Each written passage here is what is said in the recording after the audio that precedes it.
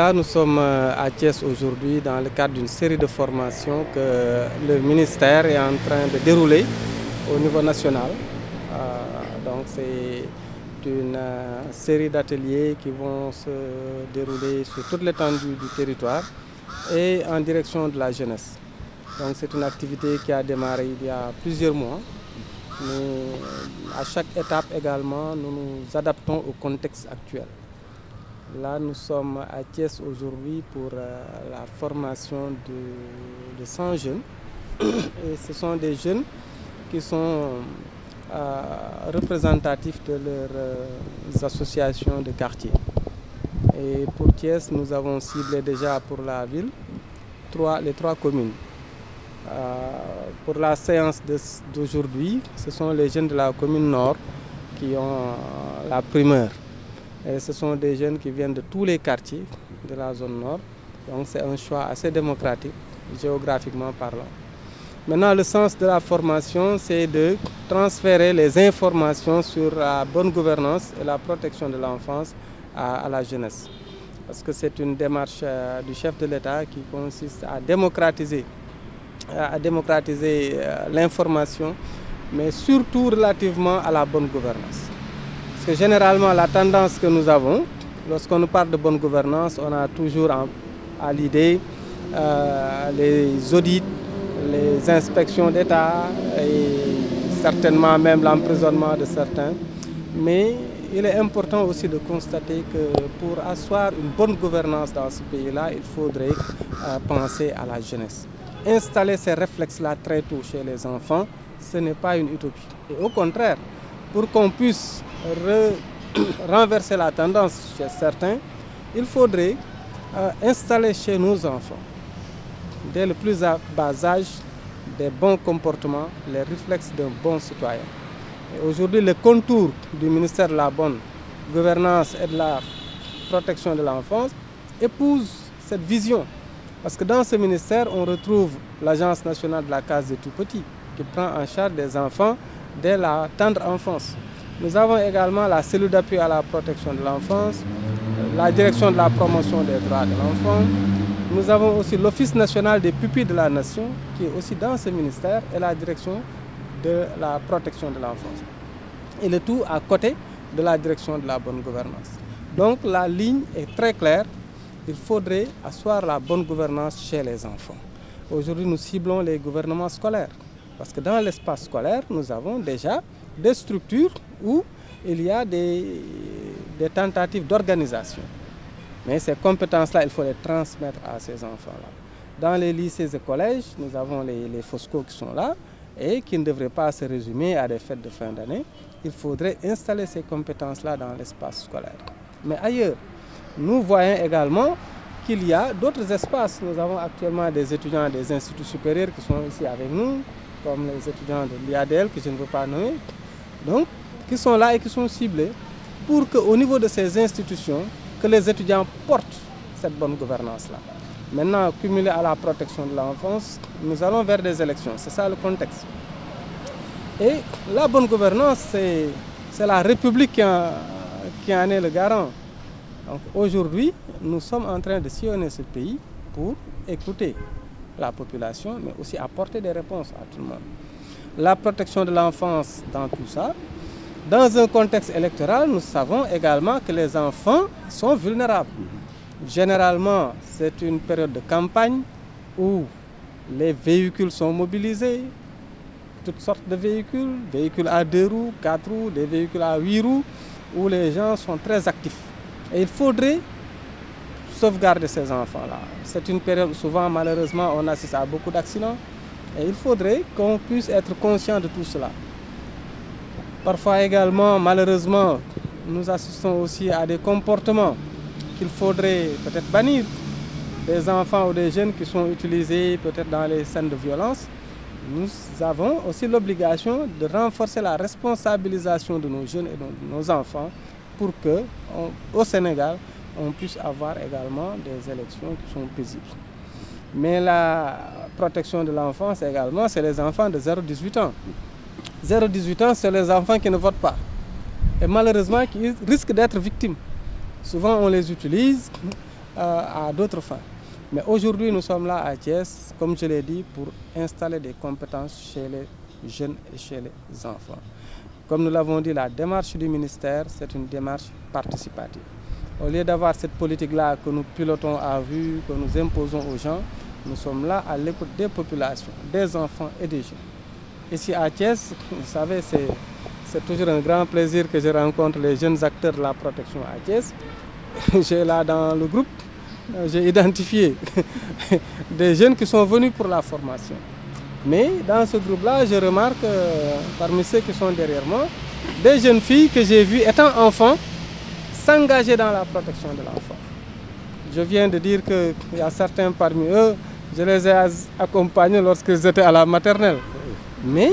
en tout cas, jusqu'à l'année dernière, quand j'ai quitté le poste auquel j'étais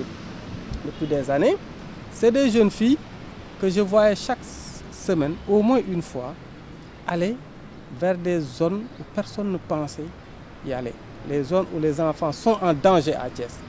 Ce sont des jeunes avec qui j'ai fait la cartographie de la vulnérabilité des enfants à Thiès. Ce sont des enfants, si vous les suivez, ils vont vous dire quelles sont les zones où les enfants sont en danger à la gare routière et à quelle heure. Je les ai accompagnés les nuits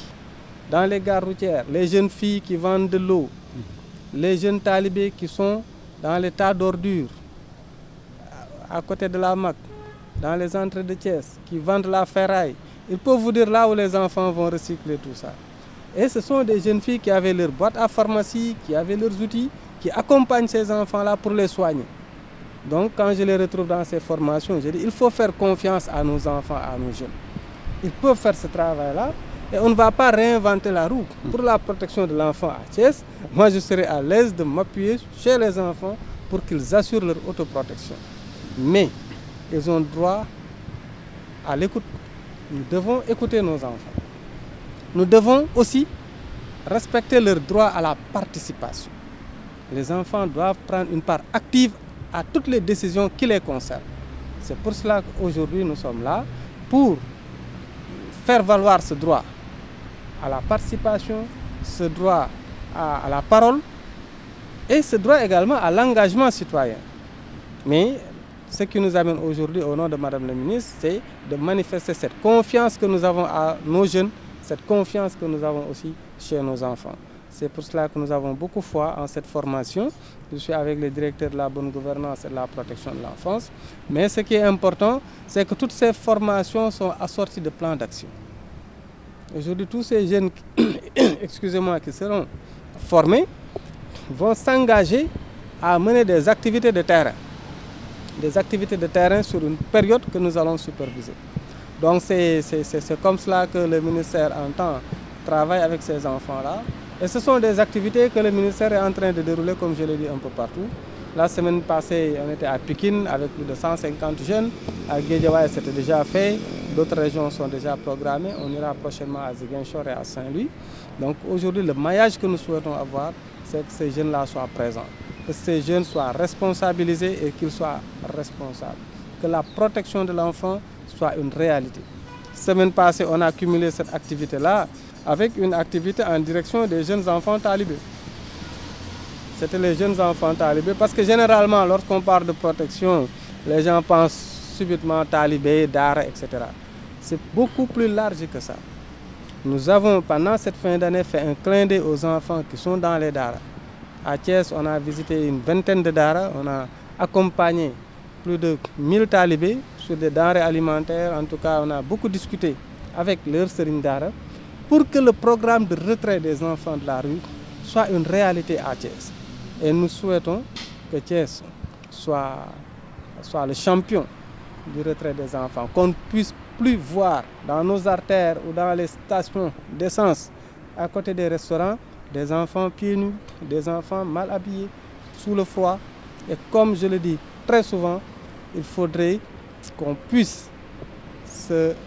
regarder en face et dire que nous avons en face de nous des enfants et non des talibés. Ça n'a pas de sens. Ça n'a pas de sens de dire que non, c'est un talibé, il peut marcher pieds nus. C'est un talibé, il peut marcher dans le froid. Nous avons tous des enfants chez nous. Personne d'entre nous ne souhaite quitter sa maison, laisser son enfant sans prendre le petit déjeuner. Ou bien laisser son enfant sortir de sa maison, aller arpenter les rues, les pieds nus.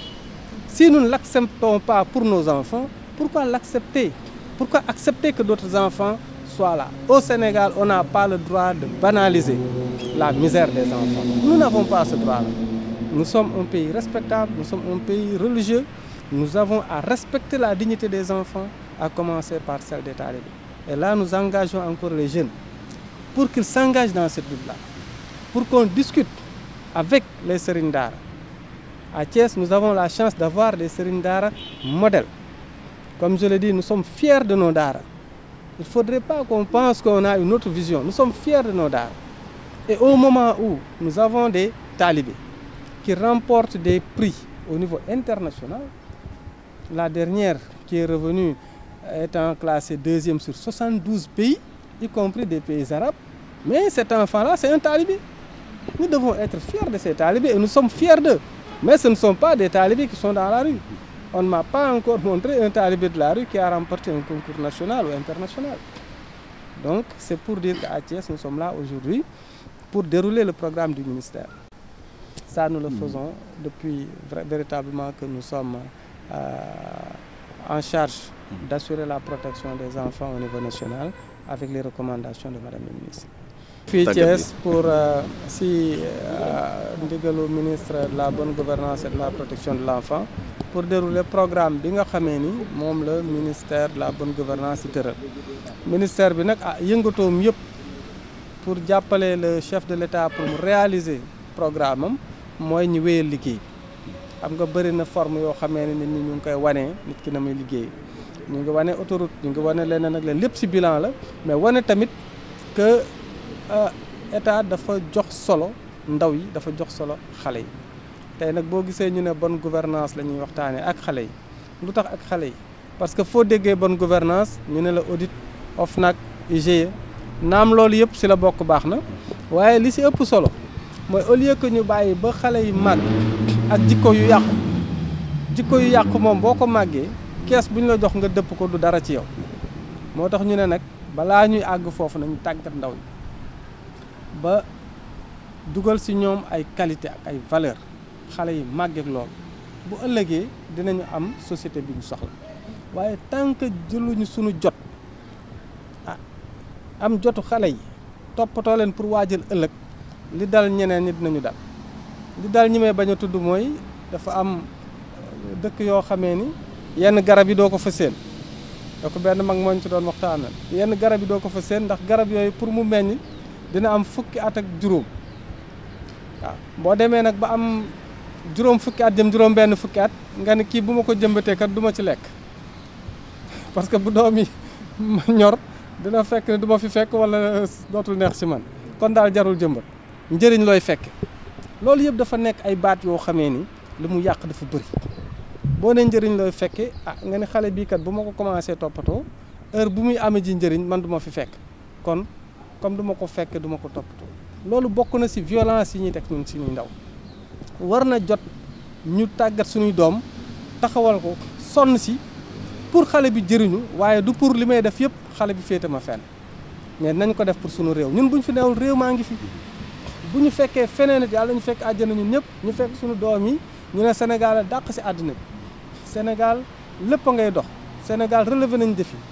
loolu mooy sunu ndam moo tax ñu ne tey dafa jot nag ñu taxaw dellu ginnaaw jël xale yi jël sunu jot jox ko xale yi jël sunu xam-xam jox ko xale yi tàggat leen yéene leen ñu yëkkati réew loolu nag moo tax bonne gouvernance jóg ak kaaraange xale ci résumé nag kaaraange xale yi moom li ma koy wax bés bu nekk mooy ñu ngi wax dëkk bi neex naag neexul waaye nañuy xoolaat suñu diggante ak xale yi chaque fois man ci côté boobu laay xool nañu moytu àqu xale yi dal ñu te bëri na loo xamee ni mu ngi ñu sonal waaye bu ñu geesoo xam ne réew mu toppatool ay xalem munoo fexe ba yàlla ubbi la donc dafa bokk ci jaamu yàlla ñu toppatoo xale yi mu nekk aussi lu dëggu ci ñun mu nekk lu sérieux ci ñun tey ces enfants là c'est notre avenir c'est notre devenir Sénégal réew la boo xamee ni boo waxee ñu ne teraanga la kër goo dugg boo ñëwee si dëkk bu la neex kër goo njëkk dugg rek lekk fa man bokk mat si ñu gëm loolu parce que li tax ma koy weddi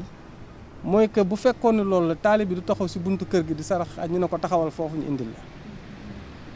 kan mooy ubbi buntu këram nag taalibe bi kaay toog ñu toog lekk fan yële foog naa am na jotaay bu ñu si fekkee xale yi ñu fekk si restaurant bële sams ñoo ni dañuy reer bi ma leen ne kaay la ñu toog si table bi ñun ñëpp ñu réservé table bi toog ak ñoom mais am na ñu mu jaaxal mais taalibe yi ba pare ñu ubbi di commandé mais c'est écœurant mais taalibe yi taxaw ku jënd sandwich boo génnee jox leen desit ñu duñu ay taalibe ay xale lañu ba ñu toogee si table di lekk ak mag ñi si nga xamee ne ay nit lañu donc loolu aussi bokk na si ñun li nga xamee ne bëgg nañ nit ñi am yeneen gis-gis beneen vision suñuy xale. contexte bi ñu jëm di waajal élection toujours am aussi muy njàqare si xale yi ndax yéen au niveau de la direction également am ngeen ay jéego wala kàddu yu ngeen si ñaax. waaw direction moom xam nga yenn saa yi sax am ku mel ni Ibrahima Ndiaye du ñu tooñ naan campagne bi kañ lay commencé ñun campagne yu aar xale yi moom dafay commencé bu yàgg te nañ ñu ko nangul parce que doo xaar ba oto yëpp jóg commencé di fel xale ak dugg si dëkk bi ngay soog a commencé aar xale yi moo tax ñun loolu engagé wuñ dañuy jóg léegi jóg nañ si gaa bu yàgg mais léegi lañ ci gën a taxaw ñu waajal protéger xale yi en situation électorale nag waxuñu parce que xale yi voté wuñu tey kuy wut électorat du si xale yi nga koy wut parce que ba 18 ans benn xale yarawul carte bu muy voté mais nag nañ leen aar ba bu caravane yi jógee bu ñuy sànni ay xeer bu ñuy sàcc xale ak leneen nañ fa bàyyi xale mais loolu nag pour mu am bu élection tàmbalee kenn dootul amati jotu xale gis nañu daaw xale yi ñu doon wax nii sàcc nañ kii wala réer na si lan la ñu réeree Real ak Barça am na koñ bi kenn gisatul kenn ñëpp ngi taxaw ak télé bi kenn faaleetul xale rawatina nag bu campagne commencé ñëpp a ngi si kanamu télévision yi ana xale yi ñu ngi si waañ bi dawlin bi tuuru na seen kaw ana xale yi laal na courant bi maas na ko ana xale bi gisuñu ko réer na loolu nag du ñu xaar ba loolu agsi ñu koy soog a wax nañ taxaw léegi réfléchir si bu ñuy song campagne électorale nan la ñuy songee kaaraange xale yi waaw ñu nit ñu nekk en alerte en veille pour seet xale yi nan lañ leen di aaree si contexte boobu. maa ngi nuyu ñëpp ku ne sa tur ak sant maa ngi tudd Mbène Gueye jugee ci fédération Kajoor Jànkeer. waaw li ñu fi jot a jàng mën nañu ne déjà ñun commencé woon nañu bu yàgg ci protection ndax naka la ñuy aaree xale bi commencé woon nañ ci bu yàgg di ko jàng parce que bandandooy moom moo ci yor diñ ci formé ñuy nekk ci bi ñu déggee nag Aliou Sarr wax ñu ni ñu dañoo war a ñëw ci bonne gouvernance bi ak protection de l'enfant dañ cee sawar parce que dañ naan dañuy yokk suñu connaissance boo xamante ne amuñu ko xoon xëy na yeggaguñ ci côté boobu dinañ ko yeggale tey jii moo war a suñu teewaay tey. waa dëgg la parce que ñun commencé woon nañ bu yàgg di dem garage ak zone à risque yi dem dugg marché di daje taalibe yi di waxtaan ak ñoom ak ñi nga xamante ne ñi ngi jaay ndox naka lañ leen di maltraité ci biir kër gi ak kii bi élection bi doog a ñëw pare woon nañ ñun tamit bu yàgg di war a mën a sensibiliser xale yi nga xamante ne dañuy topp campagne di dàqanteeg moom ci mbedd mi parce que xamuñu lan mooy danger bi nga topp nit ki te xamoo lan lay jëriñ xamuñu élection lu muy jëriñ xamuñu campagne lu muy jëriñ mais l'essentiel gis nañu mbumbaay bi musique bi ñu topp ci rythme bi li ñuy wax nag le plupart mooy parents yi nañu jàpp seeni doom waxuñu ñu tëj ci kër gi mais nañ leen di surveiller nañuy xool ba xam ndax ñi ngi génn fan lañu jëm ak lan la ñuy defee parce que campagne bi du pour xale bi nga xamante ne xamul lan mooy élection kooku warut a dem war na toog ci kër gi mu surveiller ko même bu dee da ngay dem sax war nga bàyyi kenn koo xamante ne war na toog ci kër gi surveiller xale bi bu ko defee nga mën koo protéger waa kenn parce que bu musiba ñëwee du yow kese yaa ciy jël wàll gi ñëpp kenn ku ne dina ci jël wàllam ku nekk ci koñ bi kon daal war nañoo gën a vigilant. situation bi kii la njëkkoon a commencé am noonu na jaxaaw am Kaaraange Mbambara am kii tamit Madina Fall ak Mbour 1 foofu lañ njëkkoon a foofu lañ commencé woon mais léegi comme que ñun ñenn ñi ñu ngi basé tous à 10e foofu moom mooy siège bi fa lañ nekk léegi ñun ñëpp. zone à risque yi mu ngi nekk 10e ci ginnaaw ci côté boobu ginnaaw prison bi c'est zone à risque parce que déjà da nga fay fekk yenn taalibe yi wala nga fekk ci koo xamante xale boo xamante dafa dawoon bu yàgg di def loo xamante ne yow boo waxee xale bi sax yow da ngay tiit ni lii est-ce que xale bi mi ngi koy def te déjà mag moo ko influencé ci biir da ngay mujj gi da ngay naxanteeg moom naka ngay defanteeg moom naxanteeg moom ba nga nanga ko koy delloowaatee ci ay parents parce que déjà dañ naan gone gi xaw naa yàqu kenn faalewu ko kenn kii ko parce que foofu danga naan nit sax dëkk fa et que nit ñooñu xale yi tuuti ñoo fay dëkk à l'âge de 10 ans wala ba 15 ans yow doo comprendre bu la waxee li muy def lépp yow da ngay tiit sa bopp ni man est-ce que lii jar na ko que parents yi am nañ ci part de responsable bu ñëpp parce que nit ki soo koy jël di ko yóbbu daara war nga xool fan nga koy yóbbu ak ci loxoy kan nga koy teg pour mu mën a aider nit ki. à part foofu gaaru Thier ci wetu usine bi foo aussi dañ taalibe yi dañ fay fanaan ñenn ñi des fois dañuy ñëw nga fekk leen ñu am benn góom boo xamante ne doo xam ñu lakk peut-être ay mois des fois dañ naan tëll yegg si rek benn nit interpellé la ni la taalibe bee de dafa am gaañu fii dafa lakk fii soo ko waxee mën la defuma dara daf lay mujj sax di la daw yow mais dem nañu am di naxanteeg ñoom ba nga xamante ne dañ lay faj aussi dañuy def lu nga xamante ne di nga yow dinañu suivi dinañuy ñëw sa daara su dee soriwul wala ñu naan la boo xamee fi ñu ne nga ñëw chaque jour nga ñëw ñu faj la waa bu yëgal naa ne jàkkontewuñ ci jafe-jafe joo xamante ne kii na xaw naa métti comme ça tey ji nga jël nit ki nga delloo ko yóbbu ko ci daara xëy na tey mën nga koo def ci yóbbu ko ci daara bi dana fa toog jàng rek moo ko tax a jóg mais ki nga xamante ne dafa jaar ci beneen yoon déjà pour mu toog ca daara ba c'est tout un problème da ngay def suivi bu yàgg di dem ñaari fan ak ñett di ko xool ba xam ndax mi ngi ci daara bi mi ngi ca wala nekku ca da ngay jël loolu yëpp di ko surveiller waaye ki nga xamante ne moom yóbbu nga ko ci parent déjà da ngay toog waxtaan ak parent wax ko condition yi mu nekkee woon ak yëpp wax ko ni ko responsabilité bii ngay jël ci moom pour que mu mën a toog ci yow parce que fee mu ne c'était pas bon pour lui nekkul pour moom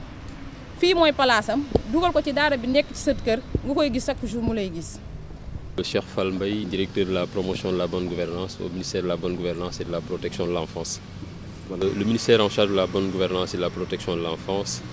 a initié depuis l'année dernière un programme de renforcement des capacités des jeunes sur les thématiques de bonne gouvernance et de protection de l'enfance. Il faut dire que, vu le contexte actuel dans lequel nous nous trouvons, depuis 2 mois, nous avons renforcé ce dispositif en y incluant un module sur la prévention des violences électorales. Et donc, nous sommes aujourd'hui à Thiès. Nous y revenons bien sûr, après avoir aussi fait les départements de Guédiawaye et de Pikine, et nous allons poursuivre dans les autres départements et les autres régions du Sénégal, parce que ce que nous voulons, c'est qu'il y ait une appropriation de la politique ou des politiques menées par l'État en matière de protection de l'enfance et de promotion de la bonne gouvernance. Mais aujourd'hui aussi, de prévention des violences électorales. C'est la raison pour laquelle ce module-là a été rajouté. Et nous comptons beaucoup sur les jeunes qui sont très engagés, qui sont très dynamiques pour en faire de véritables agents du changement. Parce que comme nous avons l'habitude de le dire, avec les adultes, il faut les sensibiliser, il faut les informer. Mais après, il faut les sanctionner. Mais quand même, avec les jeunes, les moins jeunes, les tout petits, il y a possibilité aujourd'hui de leur inculquer les valeurs de bonne gouvernance, mais également des valeurs qui renforcent la protection des enfants, mais également des valeurs qui sont des valeurs tout simplement républicaines et citoyennes, qui font qu'ils ne seront ni acteurs, ni témoins, et encore moins victimes de violences en période électorale. Parce que malheureusement,